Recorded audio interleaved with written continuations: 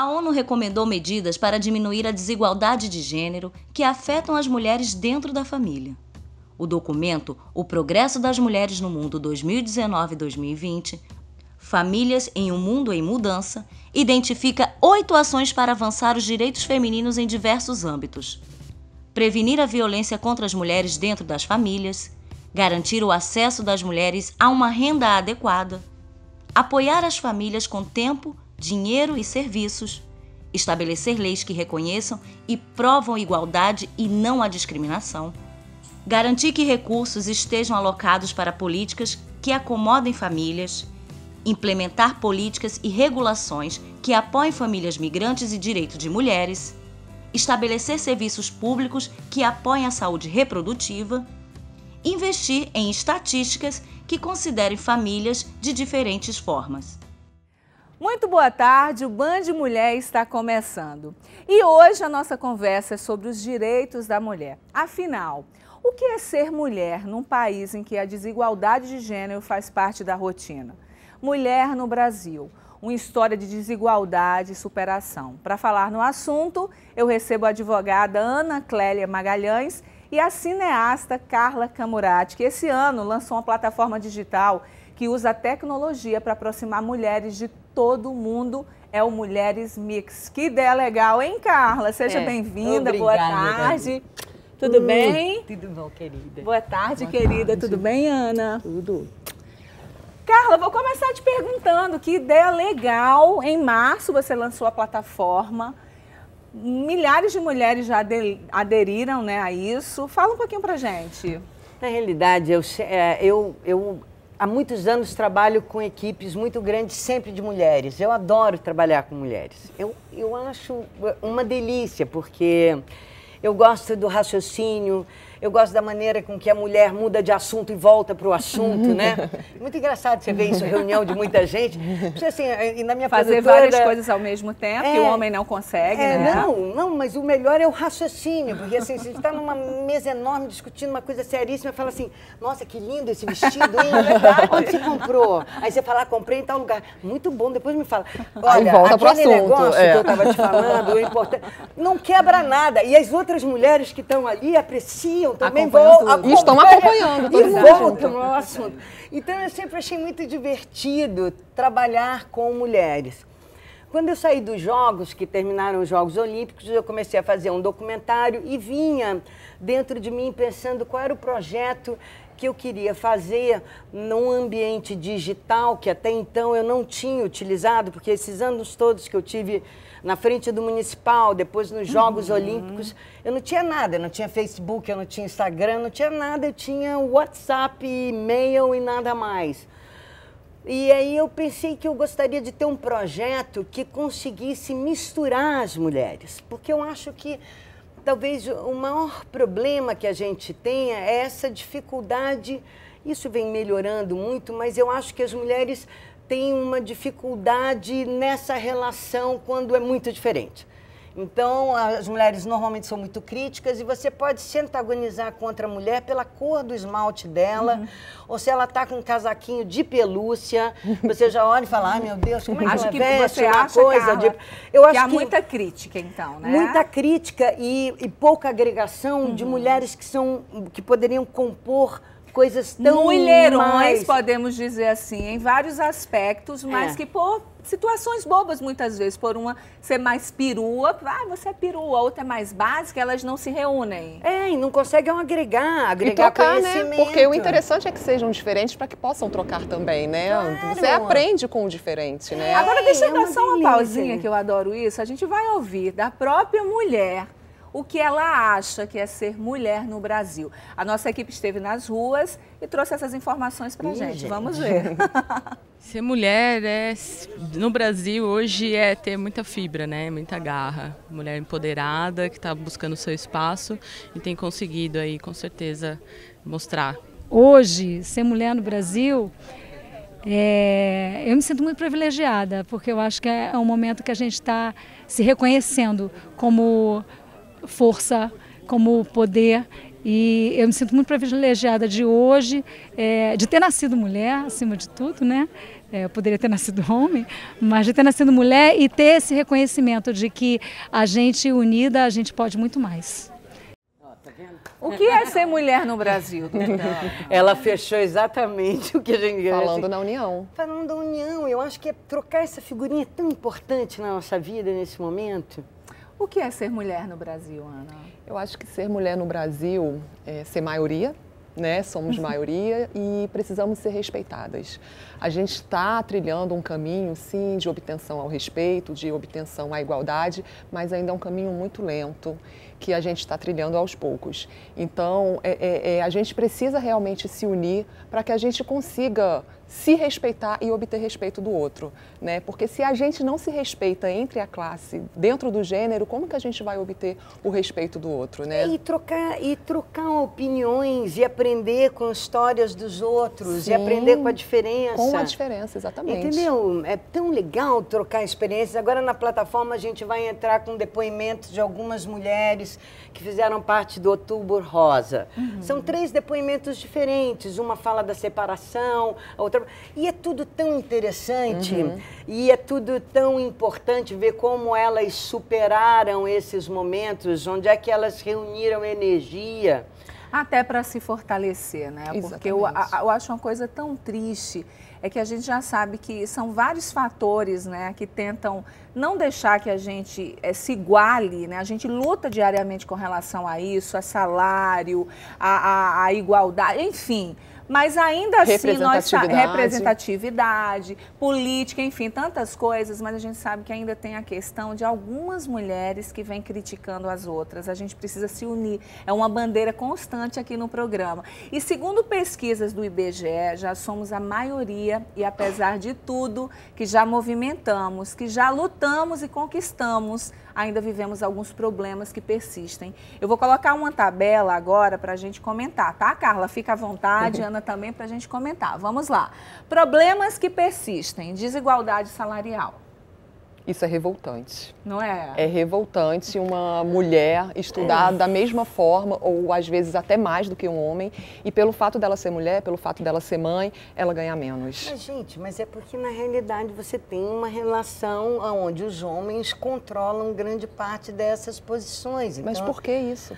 Porque eu sou da opinião que a raiz disso está lá atrás. Isso é cultural. A raiz disso não é... De agora, né, não é de agora, está no berço das religiões. Felizmente saiu recentemente uma pesquisa que a gente ainda tem aí anos, no mínimo, mais de 50 anos para conseguir chegar perto. Gente, é um absurdo, mas é revoltante. Gente, mas a sociedade que a gente vive hoje no mundo, não é o Brasil...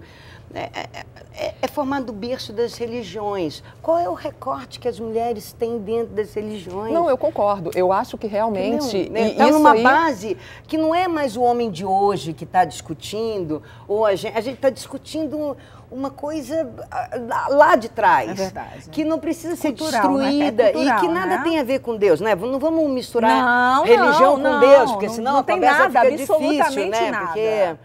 Esse é o problema, as pessoas misturam. Exatamente, Carla, adoro a sua colocação. Né? Deus, por favor, não tem absolutamente culpa de misturam nada. E polarizam, mas o que eu acho que realmente é uma questão cultural, isso é indiscutível. E eu, mulher, e meu marido, homem, fomos criados da mesma forma, de uma forma machista. Então, para a gente desconstruir hoje é muito difícil mesmo. É muito difícil eu desconstruir a mentalidade que a minha mãe tem. É uma mulher. Mas nós duas pensamos de uma forma totalmente diferente. E eu estou criando uma filha para que ela cresça de uma forma totalmente diferente. E eu estou criando um filho de 9 anos para que ele cresça completamente diferente. Eu acho que agora o menino, principalmente a mãe de menino, né, a mãe de menino, tem uma função ainda assim, eu acho que tem que ter ser mais forte ainda. Gente, quem para que a gente educa? Desculpa. Vamos lá. Quem é que educa no mundo? Quem educou até hoje? Quem educou os machos todos que estão soltos por aí, fazendo pipi? Mas é isso que eu tô falando. A mulher também foi criada de uma forma machista. Você fala, coitado dos homens também. É verdade, existe mas ali uma cumplicidade, tinha que ser visto com uma profundidade, eu acho, psicológica. Sim. Porque a mulher educa o homem de forma diferente que ela educa a mulher. A mulher faz isso. Não é o homem que faz, meu marido protesta, tudo conversinha. Conversinha. Na realidade, a mulher é muito mais severa com a filha mulher do que com o filho um homem. O filho homem é quase um namoradinho tem que dela. Por causa da criação que ela teve. Isso que a gente precisa fazer, criar os nossos filhos de uma forma diferente. Bom, eu vou chamar um rápido intervalo. Essa conversa, gente, eu queria que esse programa hoje tivesse 3 horas, que eu tô adorando, né? A gente vai para o intervalo, daqui a pouco a gente continua a falar sobre o valor da mulher, continua no próximo bloco. A Carla tá aqui, ó, a mil, a Ana também. E você não vai sair daí, né? Fica com a gente. Até já.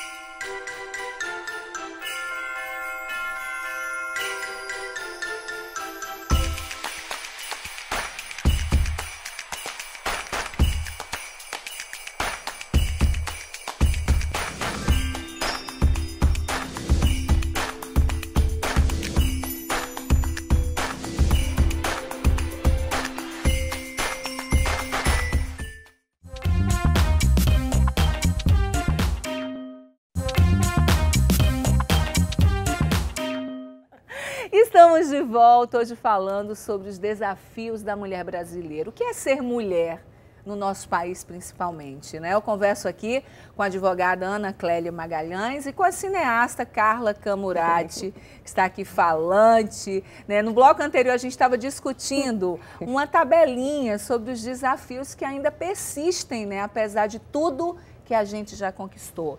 E agora a gente está falando da pouca representatividade política no Brasil. É muito delicado, é um assunto delicado, porque eu acho que quando a gente fala de empoderamento, o que a gente chama de empoderamento? Para mim, empoderamento é conhecimento. Sim. Mas você sabe não que é você falar Carla, grosso. Falar Carla, grosso você sem concorda, lastro você não leva ninguém a lugar nenhum. É verdade, você concorda que há uma confusão muito grande sobre empoderamento da mulher? Totalmente, não é? Por isso que eu estou dizendo. Porque virou moda e algumas mulheres confundem completamente. Acham que empoderamento é você colocar, usar como quiser.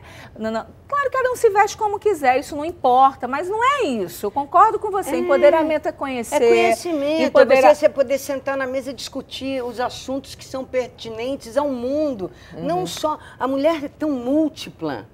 Para ela janta isso em 2 segundos, entendeu? Adorei, ela janta isso, eu adorei.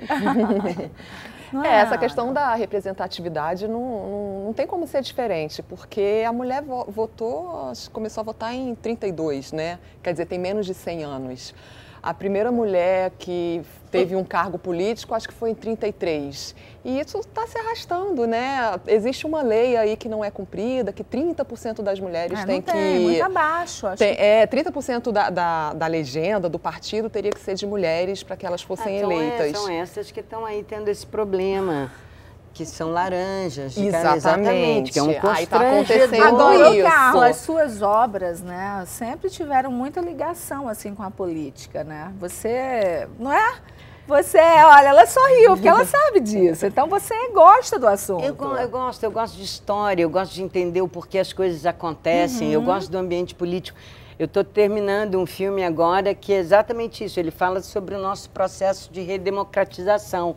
Então é um filme muito bom, porque ele não tem entrevista, ele não tem narração, eles são só os fatos que construíram a nossa história do presente.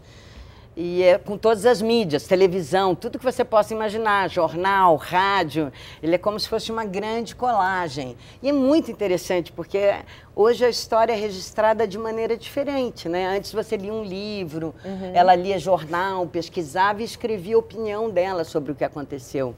Hoje a história está gravada. Você falou aqui, a câmera registrou e pronto. Simples como tal, não adianta você dizer outra coisa depois. Vai aparecer você dizendo A, depois você dizendo B. E essa consciência parece não existir no mundo político. As pessoas não têm ideia. Eu fico pensando, eu vou adorar ver como as pessoas vão se ver, sabe? Vai ser importante, eu acho.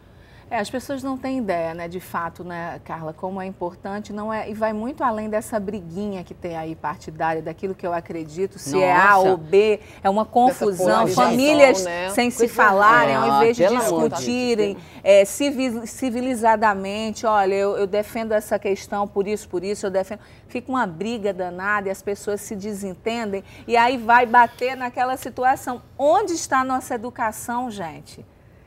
Não tem como que você vai discutir uma ideia, né, seja partidária ou que seja, se você não tem educação para lidar com o diferente, de respeitar que eu voto porque eu acredito nisso, você vota porque...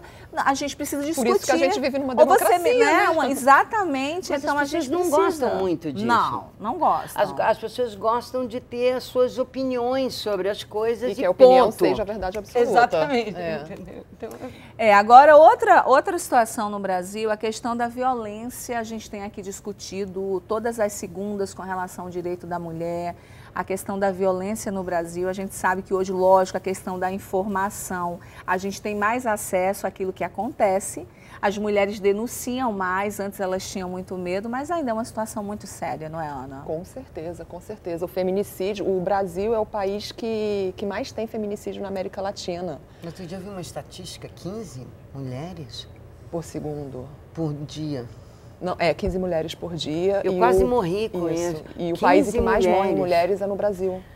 E, na realidade, é sempre isso, é essa dominação, né, da força masculina, física. Essa necessidade de provar que é superior, que é autossuficiente, que não precisa da mulher, ou de que é dono da mulher. Que é dono. Né? Não precisa, não é dono, não aceita. Não aceita. Se sente como dono, e aí a mulher quer sair daquele relacionamento abusivo e não consegue, porque ele é dono e ele quer manter o cara a que mulher tocou fogo na outra mulher... Não, outro dia a gente mostrou aqui no programa, Carla, a gente tem falado constantemente, aquele homem que matou a esposa na frente dos filhos com uma panela de pressão, porque ela não fez o jantar dele.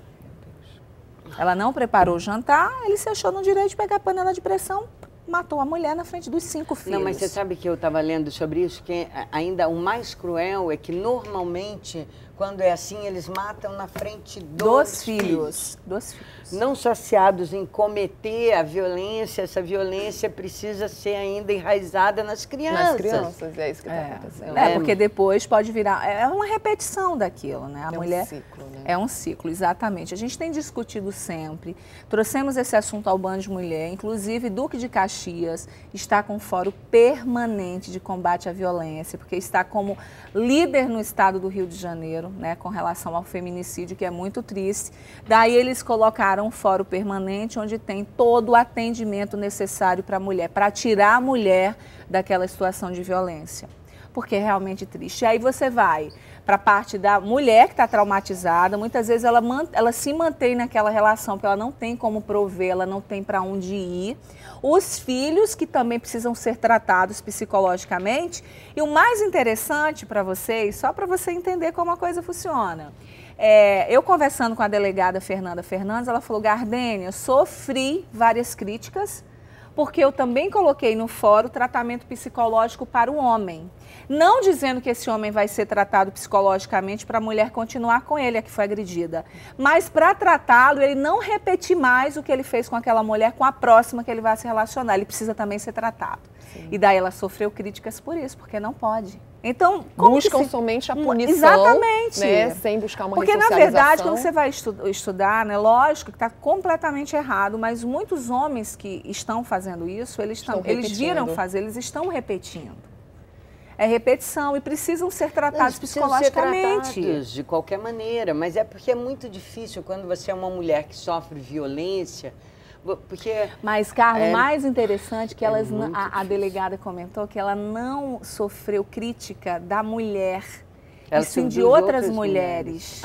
Não da mulher, da agredida, da vítima, né? Entendi, e sim de outras mulheres. Mas como você vai tratar? Na verdade, não é cuidar, né? Você vai tentar prevenir um outro crime, para que esse homem futuramente, ele saindo da cadeia, ele já esteja sanado, pelo menos, para que a próxima mulher que ele vai se relacionar, ele não vai bater, não vai matar, enfim. A gente sabe que é complicado no Brasil E aí um cara fica na cadeia quanto tempo, não é? Pouquíssimo tempo. Pouquíssimo tempo. Ele vai sair, ele vai repetir se ele não for tratado, ele não for cuidado. É um problema psicológico. Eu acho que você, quando transgride determinadas coisas, não tem muita volta. Sabe? O poder de você ter uma arma e você se habituar a matar pessoas, isso te dá uma força.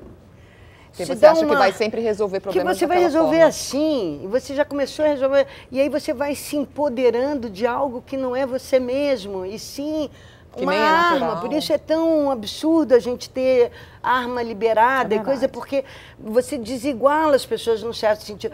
Para defender isso, aquilo. Entre aspas, porque também multiplica a violência, porque eu saco um revólver, quem vai falar o quê aqui? Que me desagrade por qualquer motivo. E aí a sanidade das pessoas é uma coisa muito delicada nessa relação, eu acho. Ô Ana, teríamos que ficar aqui discutindo muito tempo sobre esse assunto, mas o seu ponto de vista para a gente encerrar, né? Como que você vê? O que precisa ser feito, né, para que a gente comece, lógico, a gente sabe que ainda é um longo caminho, mas a gente precisa começar de alguma forma, a gente precisa dar continuidade nessa luta para a gente encerrar. Eu acho que o problema é estrutural, é cultural, é de educação, né, porque foi o que a gente falou no início, a forma como nós estamos criando os nossos filhos hoje vai fazer uma diferença lá no futuro. E quando a gente busca estatísticas sobre violência contra a mulher, aqui no Brasil, que já é um país subdesenvolvido, a gente vê que as situações mais tristes, o maior número de episódios estão exatamente naquelas situações menos privilegiadas, naquelas regiões mais pobres, no Nordeste do nosso país, né, onde tem o maior índice e o menor número de delegacias para tratar desses casos, para amparar as mulheres, onde não tem rede de apoio, né? Mas eu vejo isso como um problema estrutural realmente, que a gente precisa tratar na base, para que os meninos cresçam de uma forma diferente, para que as meninas cresçam de uma forma diferente, sem esse pensamento machista que está tão enraizado. A gente vem de uma estrutura patriarcal, de uma família patriarcal. Então, realmente, é muito difícil fazer com que haja uma mudança na mentalidade, mas é necessário. O que eu estava conversando com a Carla lá atrás, exatamente isso, que eu faço na minha família, eu faço no meu círculo, com os meus amigos, eu estou sempre conversando, sempre tentando desconstruir esse machismo para que a coisa consiga realmente mudar e a gente veja uma evolução lá na frente. A Carla vai continuar com a gente aqui no Band Mulher. Eu quero te agradecer, Ana, pela participação e lembrar, para encerrar esse bloco, o seguinte, que da forma que a Carla falou, é você se informando, você estudando, você sabendo, você entendendo que você se empodera e que a gente pode mudar essa situação, né? Seja na política, seja com relação à violência, se você está preparada psicologicamente, você não aceita determinadas coisas. Então, por isso que a informação, ela é tão revolucionária, ela é tão poderosa. A gente vai para um rápido intervalo. No próximo bloco, a gente tem decoração de última hora para a mesa de Natal. Se você não pensou nisso, gente, tem decoração. E aí a gente continua também na hora do café com a atriz Carla Camurati, cineasta, a mulher aí toda cheia de ideias que vai conversar mais um pouquinho com a gente. A gente volta já. A ativista feminista, bióloga e política brasileira Berta Lutz foi pioneira na luta pelo voto feminino e igualdade de direitos entre homens e mulheres. Nízia Floresta foi a primeira educadora feminista do Brasil, a primeira a publicar textos em jornais e a escrever livros em defesa dos direitos das mulheres. Leila Diniz foi símbolo da revolução feminina no Brasil dos anos 60. Defendia o amor livre e o prazer sexual feminino.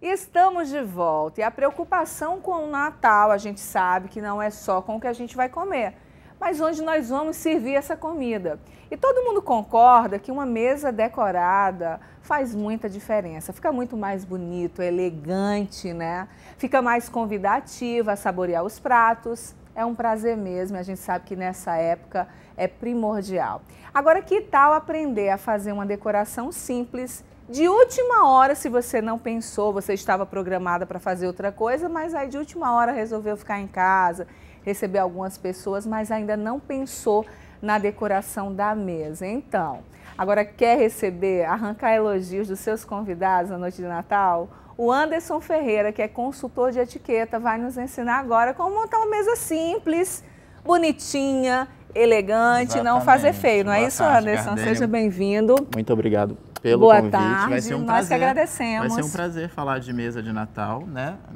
Festas de finais de ano é sempre muito bem-vindo, né? Então vai ser muito bom. Acho que vão ser dicas essenciais para quem está em casa, né? Montar a sua mesa, mesmo na véspera de Natal, ainda dá tempo. Ainda dá tempo. A gente sabe, Anderson, que muita gente se programa para sair ou fazer outra coisa, às vezes de última hora não dá certo e vai ficar em casa, como eu já citei. E a preocupação é, será que eu tenho que ter tudo em minha casa?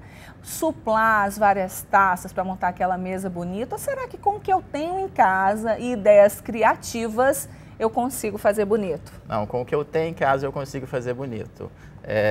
Eu trouxe aqui, por exemplo, dois estilos mesa minimalista, com pouquíssimos itens. Então, assim, com poucos itens do dia a dia, você consegue fazer bonito com certeza. Os seus convidados vão se sentir abraçados quando chegar na sua ceia de Natal. Por onde a gente começa, então? Então, a primeira coisa é você definir o que eu vou colocar na mesa, como que eu vou cobrir a minha mesa, né? Eu tenho várias opções, eu tenho o jogo americano, eu tenho a toalha de mesa e eu tenho o caminho de mesa, né? Aqui no Brasil a gente está usando muito o jogo americano, por quê? Ele é mais prático, né? Ele marca exatamente... Mas é mais prático, mas o mais bonito, e na sua opinião, lógico, como uma pessoa que é especialista nisso, a toalha fica mais elegante. A toalha é para um evento formal, tá? O jogo americano, eu também utilizo ele em eventos... dependendo do tecido, que também vai ficar muito estiloso, vai ficar muito requintado. Então, assim, se for um evento 100% formal, é a toalha de mesa. Mas o jogo americano, ele é muito bem-vindo. A dona de casa adora o jogo americano. Então, por isso, eu optei por utilizar o jogo americano. Agora, a gente sabe que muita gente acha, mas jogo americano é caro, suplá é caro. A gente não vai montar uma mesa com suplá agora, mas vamos então focar no jogo americano, né? Sim. Jogo americano é caro. A gente sabe que no Saara, em várias lojas, nós temos para vários preços. Exatamente. Inclusive, jogo americano, gente, se você tem criatividade, dá para você comprar um tecido bonito com motivo natalino ou um arrendo, aquele tecido da sua preferência, e daí você consegue até montar, Exatamente. Não é, Anderson? Essa dica da Gardênia ela é ótima para você que está em casa. Por quê?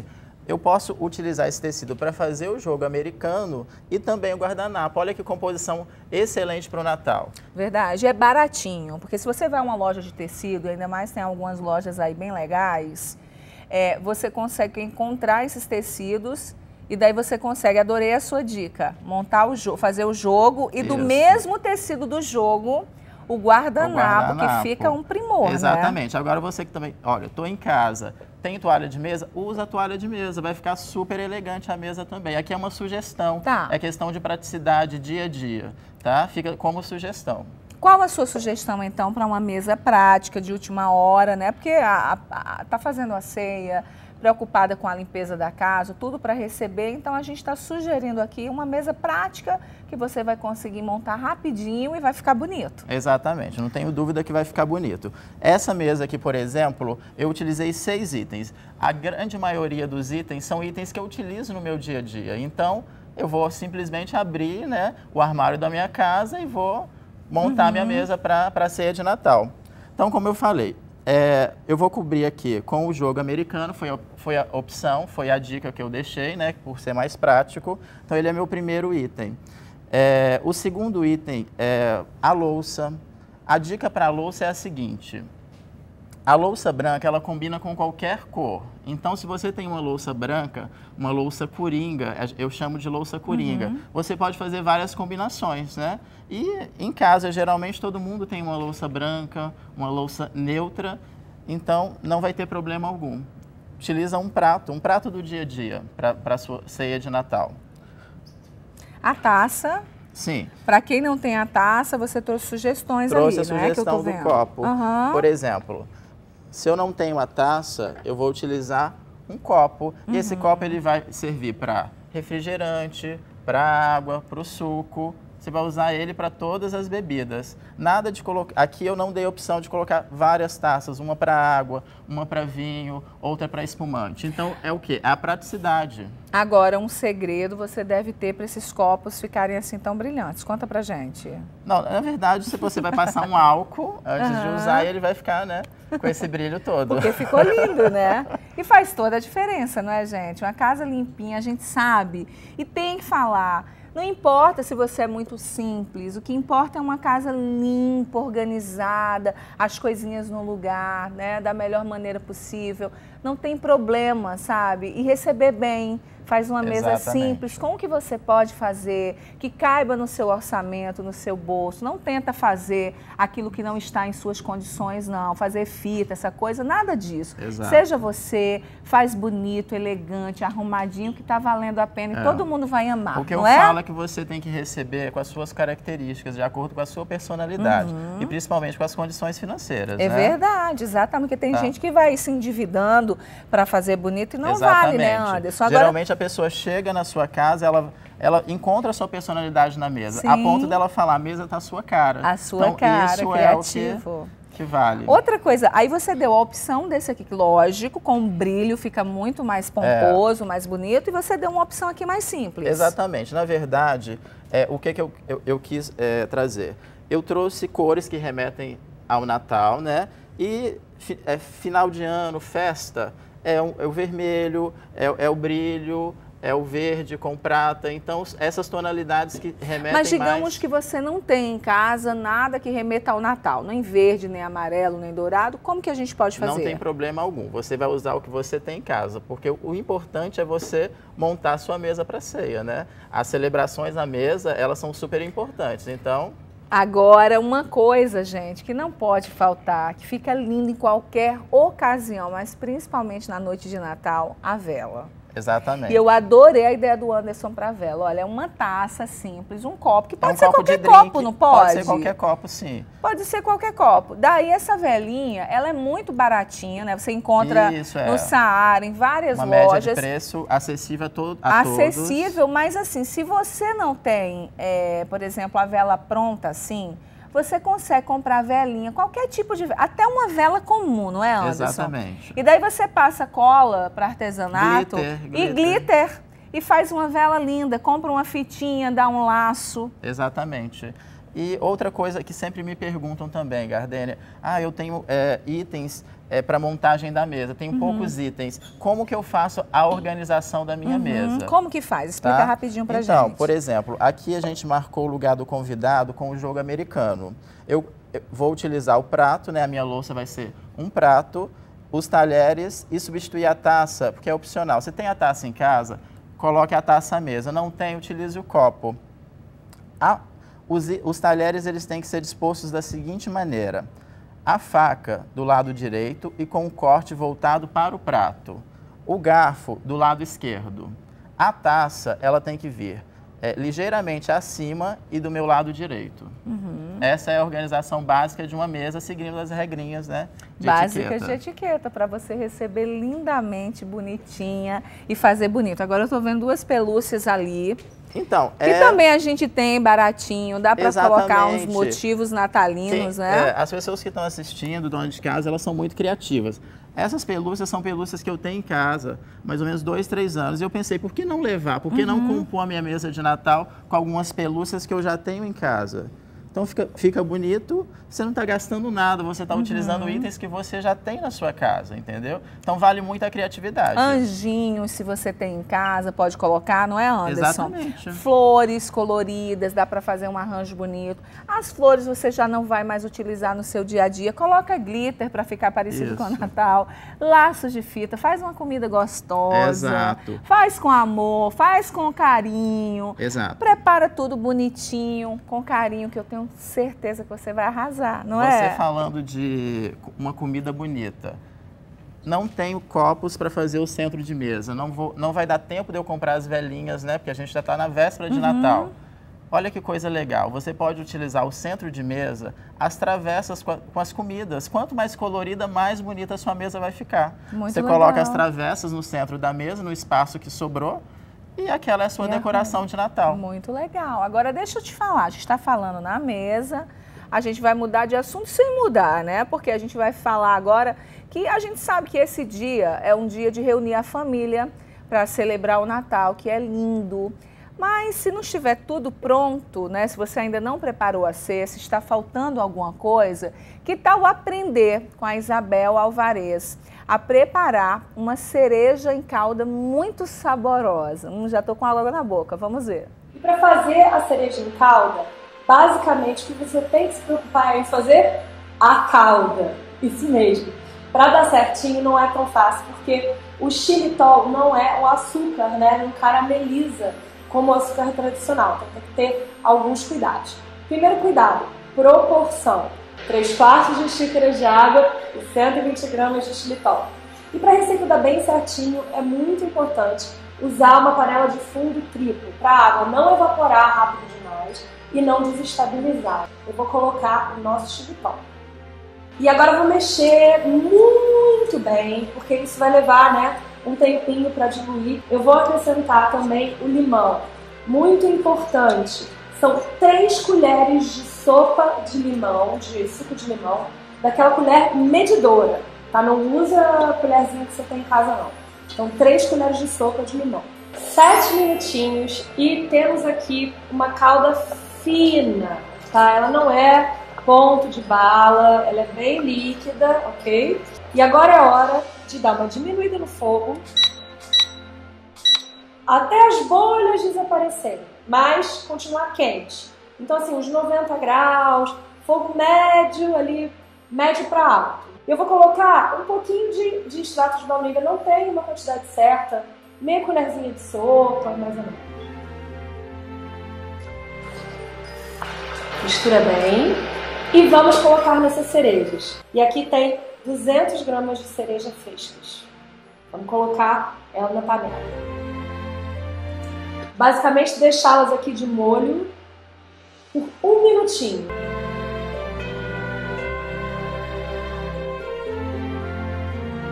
As cerejas estão prontas, pessoal. É simples assim.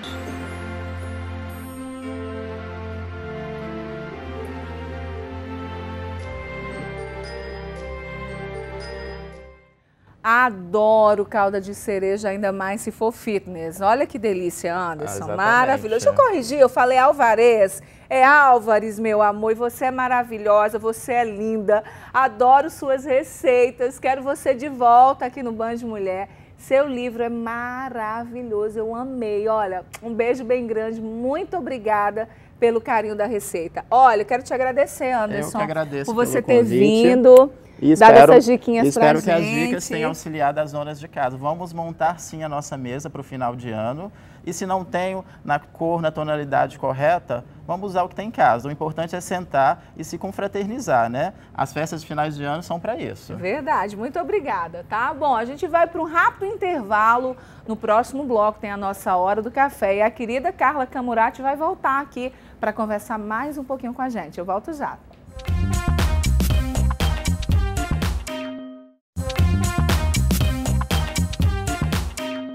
Estar a falar sobre Tiradentes? Meu caro Lorde, não se preocupe. Já tomei algumas providências com relação à colónia e o fiz com violência. O alferes Tiradentes já foi calado e com certeza servirá de exemplo a tantos quantos pretendiam segui-lo. Ademais, qualquer tipo de impressão está proibida no Brasil e os livros que partem daqui estão sendo seriamente... Cadê a Carlota? Ah, ela entra em outro momento. Isso é a reunião dele com os ministros. O Naninha é genial, né? É uma maravilhoso, coisa, né? Um presente, gente. A gente já está tricotando aqui há muito tempo. Estamos de volta, a nossa Hora do Café. Ela já esteve comigo aqui no primeiro e segundo bloco. A gente falou sobre vários assuntos relacionados ao nosso universo, né? A nossa luta constante. Olha, a Carla é conhecida do público de TV e cinema nos anos 80. Mais tarde, ela lançou-se como diretora, roteirista e produtora de cinema com o longa Carlota Joaquina, que a gente acabou de ver aqui algumas imagens. Participou de dezenas de festivais e foi assistido por milhões de pessoas, não é isso? Foi sucesso. Foi uma produção independente, não foi, Carla? Completamente. Pois é, maravilhoso. É o meu primeiro filme, né? Na realidade, eu fiz o meu primeiro filme como atriz no cinema em 80 e alguma coisa, e a minha primeira direção foi o Carlota, eu comecei a dirigir o Carlota em 93, e ele foi lançado em 95. E ele fez um público absurdo, surpreendente. Ele ficou 11 meses em cartaz. O Carlota até hoje é vendido constantemente. Ele passa direto na Sony, na América Latina. Ele é um filme interessante, assim, como linguagem. Ele é o primeiro filme de muita gente. Verdade. Sabe, o Breno Silveira era o primeiro longa do Breno como fotógrafo. Então você tem toda uma equipe que foi muito dedicada ao filme. Marieta e Nanini, né, de uma maneira geral, o elenco foi muito... Todo mundo acho que adorava fazer o filme. Foi difícil para você na época? Não. Por ser mulher também não? Não. Eu tinha tanta certeza do que eu queria e como eu tinha que fazer, que eu passava pelas dificuldades com alegria, sabe? Uma coisa assim. Eu não gosto de reclamar. Eu acho que reclamar atrapalha a gente na vida. Quando você tem um problema, a coisa que mais enfraquece você é você ficar reclamando. O problema é para resolver, não é para reclamar. Então, é claro que eu tive muitos problemas. Esse filme foi rodado, sei lá, 5 semanas em 6 meses, quase. Entendeu? A gente parava tudo, pegava cenário, figurino, a equipe ia lá, refazia o que era um vestido, virava uma base de uma toalha. Muito bom. Um dia eu ainda vou fazer essa sessão. Muito bom, gente. Onde você vai mostrando o que vira o quê, criatividade, sabe? Né? Vocês foram lá ajustando, né? Exatamente. Então ele foi sendo construído assim. E eu sempre falo, Carla, que trabalhar com grandes orçamentos é fácil, né? Eu quero saber trabalhar com orçamento apertadinho. Como que faz? Não, e não é isso, porque às vezes também tem uma coisa de linguagem que te ajuda a superar as dificuldades financeiras. Olha isso. Maravilhosa. Tudo que você está vendo aí de dourado, é tudo color gin, né? São adereços feitos por pessoas muito talentosas, aderecistas muito bons. A Emília Duncan, que ela e o Tadeu Burgos eram os figurinistas. Olha esse colar da Vera Holtz, todo de bolinha de gude. O filme era todo assim, é maravilhoso. Agora, a mesma certeza que você tinha na época que você lançou Carlota Joaquina com relação ao sucesso, a tudo, é a mesma que você tem agora com relação à sua plataforma Mulheres Mix? Eu não tinha certeza do Carlota com relação ao sucesso. Eu não tenho essas certezas na vida. Mas você acreditava? Eu acreditava no projeto. Eu achava que o projeto era importante e que não importava quantas dificuldades eu tivesse que passar, eu achava que ele, por país, ia ser uma coisa interessante para que a gente entendesse a nossa raiz. Eu acho que o Mulheres Mix, eu tenho esse mesmo sentimento.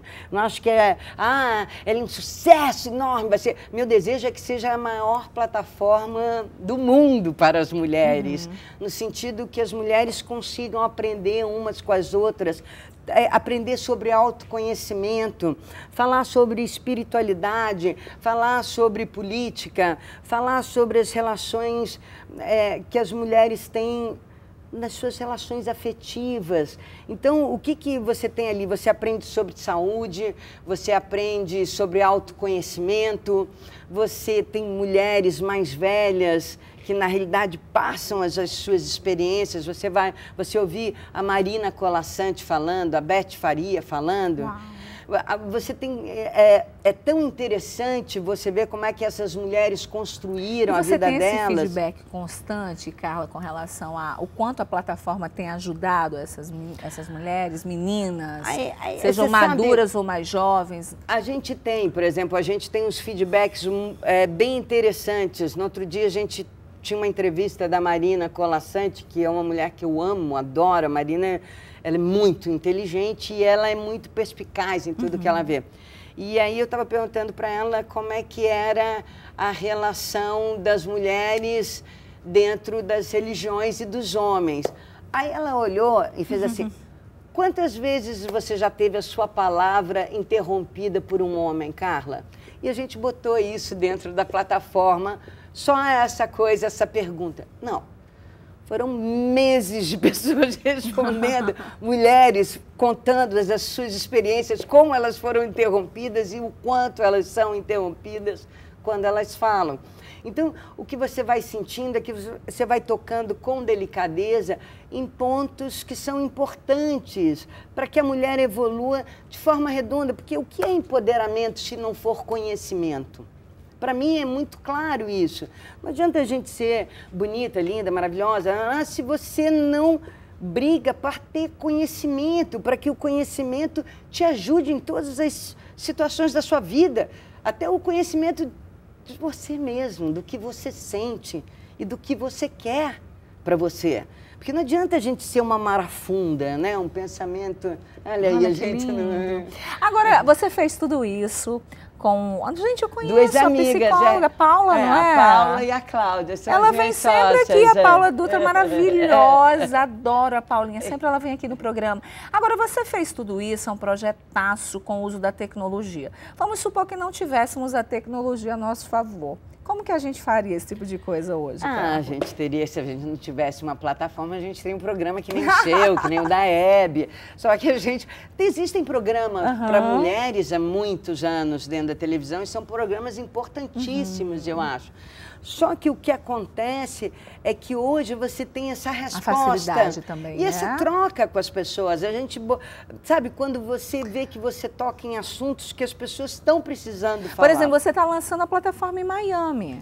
Exatamente. Isso não seria possível, essa ligação, né, do Brasil com outro país, né, outro lugar. E é maravilhoso, porque isso é uma brasileira. É uma troca, exatamente. A Thalita, que foi morar lá, que conseguiu se estabelecer lá. E hoje ela é uma pessoa que fez a vida dela, vende coisas em Miami, cuida. É muito interessante você ver a trajetória. Bom, a gente vai ter que chamar a nossa diva agora para você conhecer. A gente tem um quadro aqui no programa, Carla, que justamente a gente mostra diariamente vários tipos, perfis, mulheres mais... A gente falou no início, né, uma mulher que tem que aceitar a forma que a outra é, e a gente tem o nosso quadro justamente para isso, para mostrar que temos divas de todas as maneiras. Vamos ver.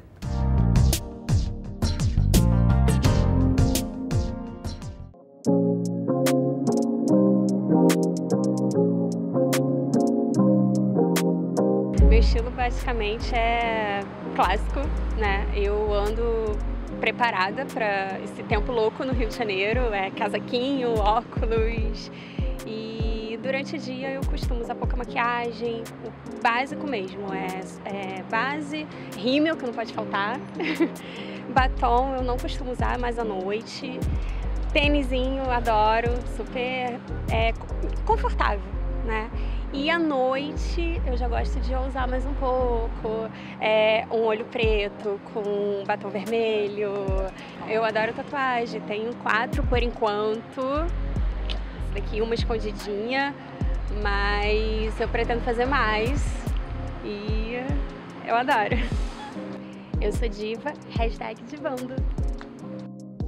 Ai, gente, que diva tão bonitinha hoje, hein, Carla? #divando é ótimo. Eu me sinto diva! A ideia do quadro é justamente essa, mostrar que a gente tem que se gostar do jeito que a gente é. Se amar, porque tem muitas mulheres que falam, eu queria ser como aquela mulher que está ali na capa da revista, né? Enfim, e na verdade cada uma tem a sua beleza, tem o seu estilo. Mas a gente pode melhorar sempre. Pode melhorar sempre, mas a ideia é valorização, não é, Carla? Exatamente. Mas também, eu acho que a gente tem que ter tudo, valorização, senso crítico e aprimoramento, porque... A gente sempre pode ser melhor. Você não tem essa sensação? Eu tenho todos os dias. Eu acabo e falo assim, todos os dias, eu não falei isso? Eu pergunto todos os dias ao Wagner, quando eu chego aqui, Wagner, como é que tá? Ô, Tininha, eu falei bem, assim, a gente pergunta, a gente quer melhorar sempre, né? Porque em tudo, até nas menores atitudes, na educação. Exatamente. Na maneira que você fala, às vezes, com seu filho, porque está irritado. Porque... É verdade. Então, você tem que ter um olho atento nesse sentido, né? Olha, eu vou querer que você volte outras vezes ao Band Mulher, porque hoje o tempo passou assim, foi tão bom. Muito obrigada, parabéns pelo seu trabalho, né? Vamos lá aderir à plataforma para trocar ideias, conversar, conhecimento, que eu amei a sua definição de empoderamento, porque é isso, quando a gente tem conhecimento, a gente é poderosa, a gente se empodera sempre. Nossa, dá uma segurança. não é?